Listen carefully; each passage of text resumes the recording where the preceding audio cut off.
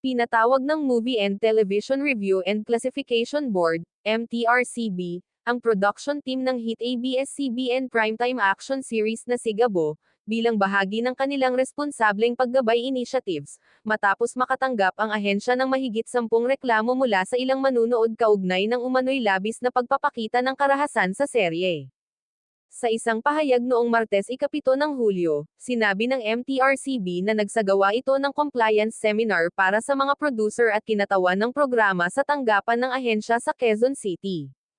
Layunin ng seminar na magkaroon ng dialogo sa pagitan ng MTRCB at ng production team upang magkaroon ng mas malinaw na pag-unawa sa mga pamantayan para sa age-appropriate content habang kinikilala rin ang kahalagahan ng artistic creativity at responsableng pagkukwento. Ayon kay MTRCB Chairperson at CEO Lala Soto, nais ng ahensya na suportahan ang industriya ng telebisyon sa paglikha ng mga dekalidad at makabuluhang programa nang hindi nalilimutan ang epekto nito sa mga manunood, lalo na sa mga bata. Sa panig naman ng CCM Film Productions, sinabi nilang naging positibo ang naging pag-uusap. Ayon sa kanila, mas naunawaan nila ang pananaw ng MTRCB at tiniyak nilang magiging mas maingat sila sa pagsunod sa mga umiiral na alituntunin habang pinananatili ang kalidad at mensaheng nais iparating ng serye. Nagpasalamat ang kumpanya sa pagkakataong mas maunawaan ang mga pamantayan ng ahensya at muling tiniyak ang kanilang pangako sa responsableng paggawa ng nilalaman para sa telebisyon. Binigyang diin din ng MTRCB na patuloy nitong isasagawa ang mandato nito sa responsableng regulasyon ng media sa pamamagitan ng paggabay at pakikipagtulungan sa mga content creator upang maprotektahan ang kapakanan ng mga manunood na Pilipino. Hindi naman tinukoy ng MTRCB kung may ipapataw itong parusa o karagdagang aksyon laban sa programa.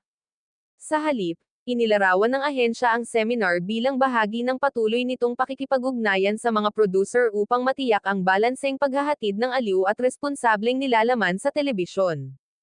Dahil dito, muling nahati ang opinyon ng publiko. May mga naniniwalang tama lamang ang naging hakbang ng MTRCB. Para sa kanila, bagamat action series ang Sigabo, mahalaga pa ring magkaroon ng limitasyon sa pagpapakita ng karahasan dahil napapanood pa rin ito sa free television at maaaring may mga batang makapanood kahit may SPG rating. Sa kabilang banda, marami rin ang nagtatanggol sa serye. Ayon sa kanila, ang Sigabo ay isang action drama na naglalarawan ng mga suliraning umiiral sa lipunan. Dagdag pa nila, ang karahasan sa kwento ay bahagi ng realistiko nitong paglalahad ng krimen, katiwalian, at iba pang hamon na kinakaharap ng bansa. Naniniwala silang hindi ito dapat husgahan batay lamang sa ilang eksena kung hindi sa kabuuang mensahe ng kwento. Marami rin ang pumupuri kay Coco Martin dahil sa patuloy niyang pagbibigay ng oportunidad sa maraming artista, veterano man o mga matagal nang hindi napapanood sa telebisyon. Sa bawat proyektong kanyang ginagawa, nabibigyan ng panibagong pagkakataon ang maraming aktor at aktres na maipakita muli ang kanilang talento. Para sa ilan, isa ito sa mga positibong ambag ng kanyang mga programa sa industriya ng Philippine entertainment. Kasabay nito, mayroon ding mga naniniwalang mahalagang balansehin ang artistic freedom at responsibilidad sa mga manunood.